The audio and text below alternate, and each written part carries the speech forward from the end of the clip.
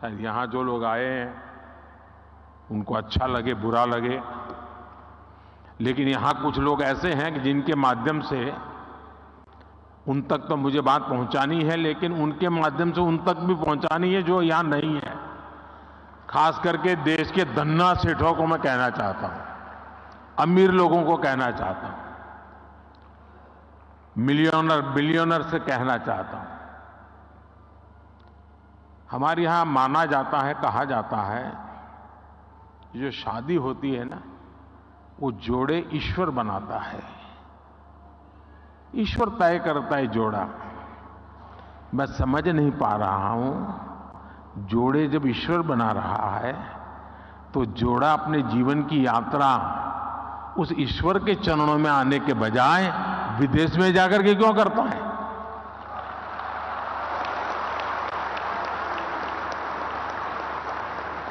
और मैं तो चाहता हूं मेरे देश के नौजवानों को, मेक इन इंडिया जैसे है ना, वैसे ही एक मूवमेंट चलना चाहिए, मेड इन इंडिया। शादी हिंदुस्तान में करो। ये दुनिया के देशों में शादी कर ले, ये हमारे सारे धन्ना सेठ आजकल फैशन हो गई है। यहां कई लोग बैठे होंगे, अब नीचे देखते होंगे।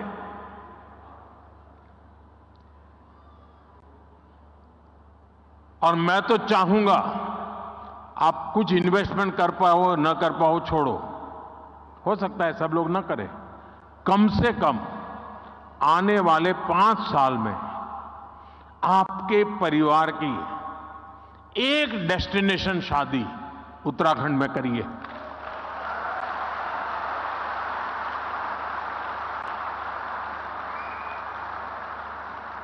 अगर एक साल में 5,000 भी शादियां यहां होने लग जाए ना, नया इंफ्रास्ट्रक्चर खड़ा हो जाएगा दुनिया के लिए, ये बहुत बड़ा वेडिंग डेस्टिनेशन बन जाएगा। भारत के पास इतनी ताकत है, मिलकर के तय करे कि ये करना है, हो जाएगा जी, इतना सामर्थ्य है। साथियों, बदलते हुए समय में आज भारत में भी परिवर्तन की एक तेज हवा चल रही है। बीते 10 वर्षों में एक आकांक्षी भारत का निर्माण हुआ है। देश की एक बहुत बड़ी आबादी थी जो अभाव में थी, वंचित थी, वो असुविधाओं से जुड़ी है। अब वो उन सारी मुसीबतों से निकल करके सुविधाओं के साथ जुड़ रही है, नए अवसरों से जुड़ रही है। सरकार की कल्याणकारी योजनाओं की वजह से 5 साल में 13.5 करोड़ से ज्यादा लोग गरीबी से बाहर आए हैं। इन करोड़ों लोगों ने अर्थव्यवस्था को एक नई गति दी है। आज भारत के भीतर कंजम्पशन बेस्ड इकोनॉमी तेजी से आगे बढ़ रही है। एक तरफ आज न्यू मिडिल क्लास है जो गरीबी से बाहर निकल चुका है, जो नया नया गरीबी से बाहर निकला है वो अपने जरूरतों पर ज्यादा खर्च करने लगा है। दूसरी तरफ मिडिल क्लास है जो अपनी आकांक्षाओं की पूर्ति पर, अपनी पसंद की चीजों पर भी ज्यादा खर्च कर रहा है। इसलिए हमें भारत के मिडिल क्लास की पोटेंशियल को समझना होगा। उत्तराखंड में समाज की यह शक्ति भी आपके लिए बहुत बड़ा मार्केट तैयार कर रही है। साथियों, मैं आज उत्तराखंड सरकार को house of Himalaya brand launch करने के लिए बहुत बहुत बधाई देता हूं। ये उत्तराखंड के लोकल उत्पादों को विदेशी बाजारों में स्थापित करने के लिए बहुत अभिनव प्रयास है। ये हमारी वोकल फॉर लोकल और लोकल फॉर ग्लोबल की अवधारणा को और मजबूत करता है। इससे उत्तराखंड के स्थानीय उत्पादों को विदेशी बाजारों में पहचान मिलेगी, नया स्थान मिलेगा। भारत के तो हर जिले, हर ब्लॉक में ऐसे प्रोडक्ट हैं जो लोकल हैं, लेकिन उनमें ग्लोबल बनने की संभावनाएं हैं। मैं अक्सर देखता हूं कि विदेशों में कई बार मिट्टी के बर्तन को भी बहुत स्पेशल बनाकर प्रस्तुत किया जाता है। ये मिट्टी के बर्तन वहां बहुत महंगे दामों में मिलते हैं। भारत में तो हमारा विश्वकर्मा साथी ऐसे अनेक बेहतरीन प्रोडक्ट्स पारंपरिक रूप से बनाते हैं। हमें स्थानीय उत्पादों के लिए इस तरह के महत्व को भी समझना होगा और इनके लिए ग्लोबल मार्केट को एक्सप्लोर करना होगा। और इसलिए ये जो हाउस ऑफ हिमालय ब्रांड आप लेके आए हैं, उसे मुझे एक व्यक्तिगत रूप से आनंद का विषय है मेरे लिए। यहां बहुत कम लोग होंगे जिनको शायद मेरे एक संकल्प के विषय में पता होगा, क्योंकि ये संकल्प कुछ ऐसे मेरे होते हैं उसमें आपको सीधा बेनिफिट शायद न दिखता हो, लेकिन उसमें ताकत बहुत बड़ी है। मेरा एक संकल्प है, आने वाले कुछ समय में मैं इस देश में 2 करोड़ ग्रामीण महिलाओं को 2 करोड़ ग्रामीण महिलाओं को लखपति बनाने के लिए मैंने लखपति दीदी अभियान चलाया है। 2 करोड़ लखपति दीदी बनाना हो सकता है कठिन काम होगा, लेकिन मैंने मन में संकल्प बना लिया है। ये हाउस ऑफ हिमालय जो ब्रांड बनती है ना, तो मेरा जो 2 करोड़ लखपति दीदा ने बनाने का काम है ना, वो तेजी से इसमें बढ़ जाएगा। और इसलिए भी मैं धन्यवाद करता हूं। साथियों, आप भी एक बिजनेस के रूप में यहां के अलग अलग जिलों में ऐसे प्रोडक्ट्स की पहचान करें। हमारी बहनों के सेल्फ हेल्प ग्रुप्स हो, एफपीओज हो, उनके साथ मिलकर नई संभावनाओं को तलाश करें। ये लोकल को ग्लोबल बनाने के लिए एक अद्भुत पार्टनरशिप हो सकती है। साथियों, इस बार लाल किले से मैंने कहा है कि विकसित भारत के निर्माण के लिए नेशनल कैरेक्टर, राष्ट्रीय चरित्र को सशक्त करना होगा। हम जो भी करें वो विश्व में श्रेष्ठ हो। हमारे स्टैंडर्ड दुनिया फॉलो करे। हमारी manufacturing zero effect, zero defect के सिद्धांत पर हो। एक्सपोर्ट ओरिएंटेड मैन्युफैक्चरिंग कैसे बढ़े, हमें अब इस पर फोकस करना है। केंद्र सरकार ने पीएलआई जैसा एक महत्वाकांक्षी अभियान चलाया है। इसमें क्रिटिकल सेक्टर्स के लिए एक इकोसिस्टम बनाने का संकल्प स्पष्ट दिखता है। इसमें आप जैसे साथियों की भी बहुत बड़ी भूमिका है। ये लोकल सप्लाई चेन को, हमारे एमएसएमईज को मजबूत करने का समय है, उस पर निवेश करने का समय है। हमें भारत में ऐसी सप्लाई चेन विकसित करनी है कि हम दूसरे देशों पर कम से कम निर्भर हो।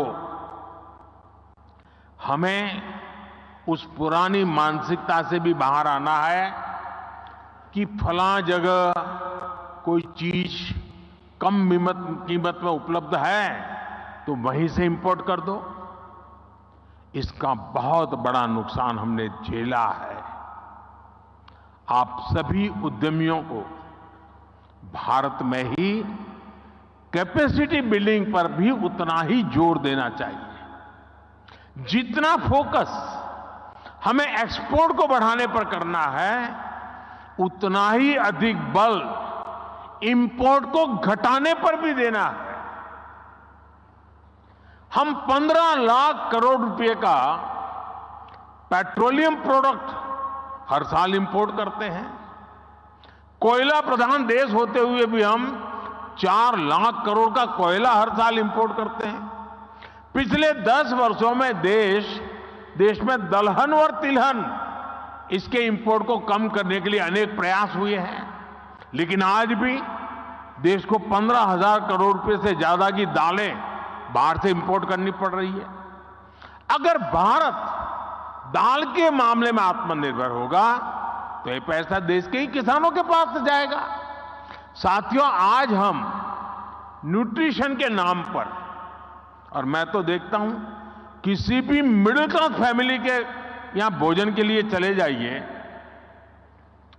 उसके डाइनिंग टेबल पे भांति भांति की चीजें पैकेट पड़े होते विदेशों से आए हुए, और वो पैकेज फूड का इतना फैशन बढ़ते हुए मैं देख रहा हूं, जबकि हमारे देश, और उस पर लिख दिया कि प्रोटीन रिच है, खाना शुरू, आयरन रिच है खाना, कोई इंक्वायरी नहीं करता, बस लिखा है हो गया, और मेड इन फलाना देश है, बस मारो थप्पा। अरे हमारे देश में मिलेट से लेकर दूसरे तमाम फूड है जो कहीं अधिक न्यूट्रिशियस है। हमारे किसानों की मेहनत पानी में नहीं जानी चाहिए। यही उत्तराखंड में ही ऐसे आयुष है जुड़े ऑर्गेनिक फल सब्जियां जुड़े उत्पादों के लिए अनेक संभावनाएं हैं। एक किसानों और उद्यमियों दोनों के लिए नई संभावनाओं के द्वार खोल सकती है। पैकेज फूड के मार्केट में भी हमारी छोटी कंपनियों को हमारे प्रोडक्ट्स को ग्लोबल मार्केट तक पहुंचाने में मैं समझता हूं कि आप सभी को अपनी भूमिका निभानी चाहिए। साथियों, भारत के लिए, भारत की कंपनियों के लिए, भारत निवेशकों के लिए ये मैं समझता हूं अभूतपूर्व समय है। अगले कुछ वर्षों में भारत दुनिया की तीसरी सबसे बड़ी इकोनॉमी बनने जा रहा है, और मैं देशवासियों को विश्वास दिलाता हूं कि मेरी तीसरी टर्म में देश दुनिया में पहले 3 में होके रहेगा।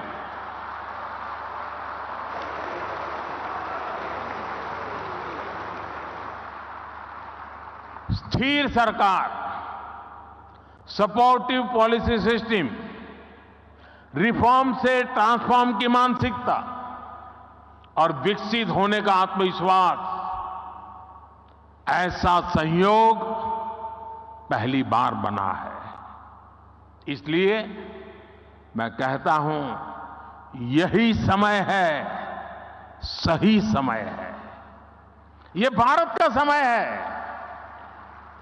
मैं आपका आह्वान करूंगा, उत्तराखंड के साथ चलकर अपना भी विकास करिए और उत्तराखंड के विकास में भी सहयोगभागी जरूर बनिए। और मैं हमेशा कहता हूं,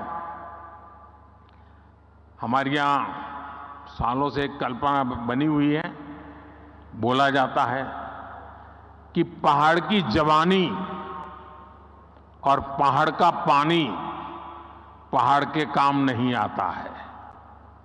पहाड़ की जवानी और पहाड़ का पानी पहाड़ के काम नहीं आता है। जवानी रोजी रोटी के लिए कहीं चली जाती है, पानी बह करके कहीं पहुंच जाता है। लेकिन मोदी ने ठान ली है, अब पहाड़ की जवानी पहाड़ के काम भी आएगी और पहाड़ का पानी भी पहाड़ के काम आएगा। इतनी सारी संभावनाएं देख करके मैं संकल्प ले सकता हूं कि हमारा देश हर कोने में सामर्थ्य के साथ खड़ा हो सकता है, नई ऊर्जा के साथ खड़ा हो सकता है। और इसलिए मैं चाहूंगा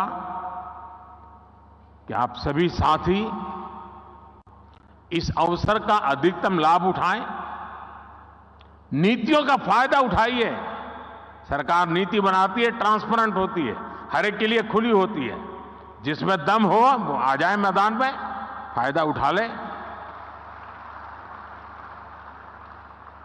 और मैं आपको गारंटी देता हूं, जो बातें हम बताते हैं उसके लिए हम डट करके खड़े भी रहते हैं, उसे पूरा भी करते हैं।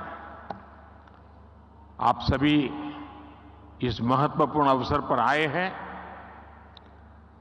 उत्तराखंड का मुझ पर विशेष अधिकार है और जैसे कईयों ने बताया कि मेरे जीवन के एक पहलू को बनाने में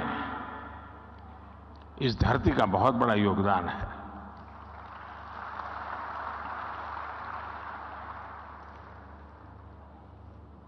अगर उसे कुछ लौटाने का